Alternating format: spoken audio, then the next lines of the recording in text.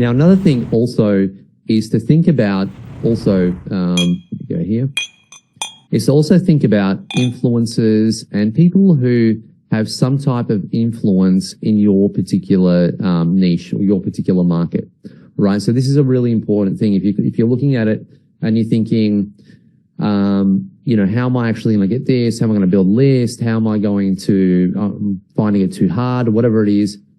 You can actually partner with someone that's within your niche, let's say a dog niche in Australia or a dog niche in America, and you see who are the people doing that. So, for example, if you are in a dog niche, you can look at dog trainers, right? So dog trainers could be good ones. You can look at people that do, so either your training, where they do training outside. You can do people that do actual books for dogs.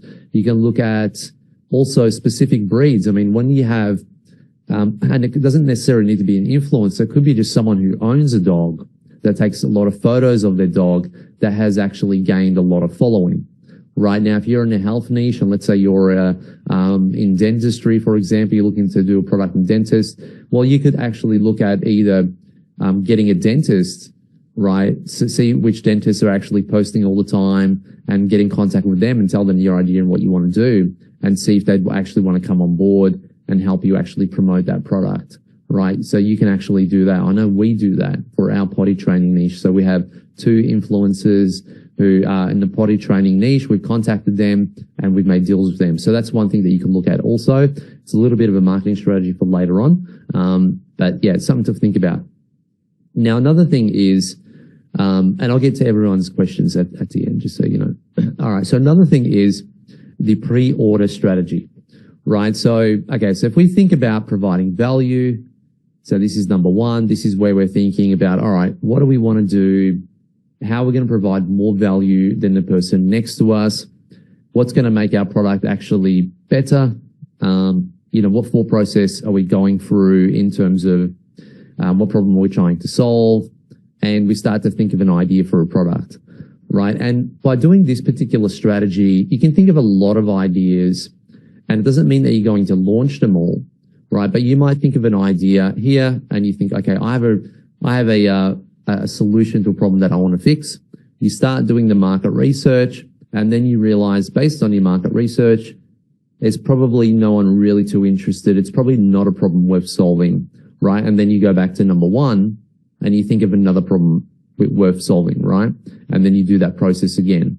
By doing this, it means that you don't actually need to outlay a lot of your money by going to the manufacturing process without you doing the due diligence first in the market research. But a lot of the time you will find that the problem you're trying to solve actually does require solving, right? It really does, I think, especially if you've gone through the process, for sure. So providing value is the first thing. Then market research is going to be the second thing. This is where we're basically asking questions. We're, joining audiences on Facebook groups for that particular niche. And we're asking them, what do you feed your dog? Or what health issues do you have with this? Or, does anyone own this particular product? What do you think about it? And you're really gathering as much information as you can from your actual avatar, from your actual customer, right? Then the third thing that we want to do is start to think about building a list, right? So we want to start thinking about, can we create some type of a resource? Can we create some type of an ebook? How can we actually start to get emails in this particular stage?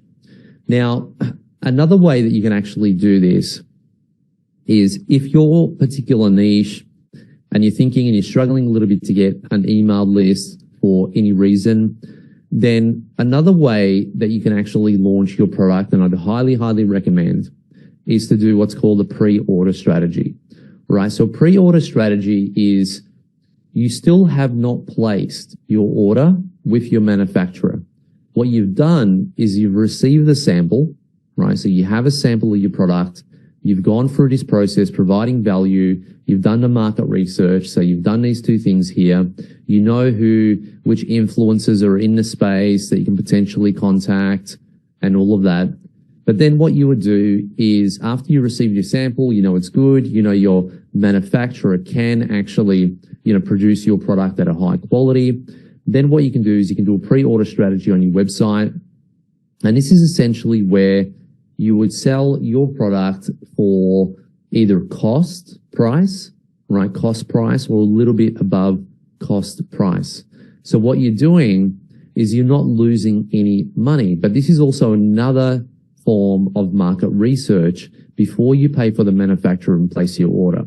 So for example, if your product was $50, right, that's what you're selling it for, and your product was being manufactured and it was costing $15, landed, right, then what you can do is you do a marketing campaign, right, again, marketing campaign, and letting people know the story behind what you're doing, the research, and how as a launch sale, what you're doing is you're offering 100 of these at $15, right? $15 plus shipping, whatever it is. Now you're going to be pushing these people to your website, right? So you're pushing people to your website.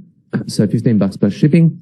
And then what happens is you're going to know now, if you're doing some marketing to this and you're not getting any orders, right, and you're putting it maybe through some Facebook groups and you're doing some advertising and you're not receiving any orders for it, then maybe you shouldn't do it, right? Maybe you shouldn't do it, because if you've done all this research and you go to do a marketing campaign to the exact audience and there's still no interest, then it's probably not a great idea, because what's going to happen is if you can't sell for $15, the chance of you selling 50 is going to be very, very hard, right? But the advantage of doing this, and we actually do this with our new designs.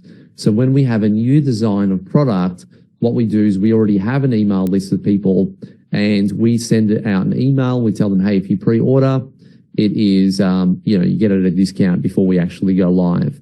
Now, what this does is it actually pays for your manufacturing costs plus some, right? So you would get all the money and you'd probably charge a little bit more. I'd say you just probably at pre-order, you can do a 50% discount, right? Maybe 50, maybe even 40 or 30% discount, right? So you probably still make about $5 or $10 per unit, depending on what you're selling, of course. But it's a really, really good strategy, because what will happen is you'll actually receive all the money, right? You'll receive all the money and then you pay for the manufacturing of that product.